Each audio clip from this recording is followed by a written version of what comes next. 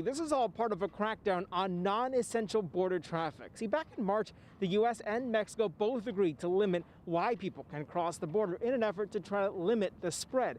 Now, the U.S. CBP says they're finding many Americans aren't following the rules, so now they're sending all non-essential travelers to secondary screening, and that's creating a border backlog.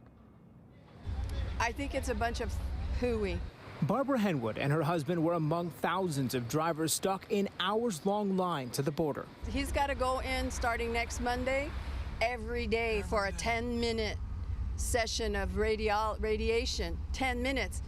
And fortunately, we got a medical pass. So hopefully, I don't know how long the medical pass lane is. If we can find it, we'll get there next week. The issue started over the weekend when Customs and Border Protection cracked down on non-essential travel. The agency found in a survey of 100,000 travelers, the majority of Americans are crossing the border for non-essential reasons. Now, many are being referred for a more thorough secondary screening where they'll receive education material from the CDC and an explanation of the travel advisory.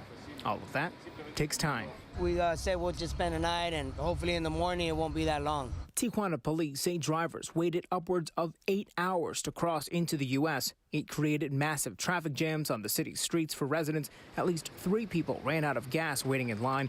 2 were arrested for illegal activity, and a senior had a heart attack. Long lines affect people traveling to work in their daily routine within the city of Tijuana. So we have not quantified that. We've talked about the people who bear the brunt of this, which is, of course, many U.S. citizens and residents that are living in Tijuana or Rosarito. The Smart Border Coalition advocates for practical cross-border solutions and says they understand why CBP and the U.S. are trying to limit non-essential travel during the pandemic. It is a measure that I believe will have some success. And, you know, I hope it doesn't stay there for too long.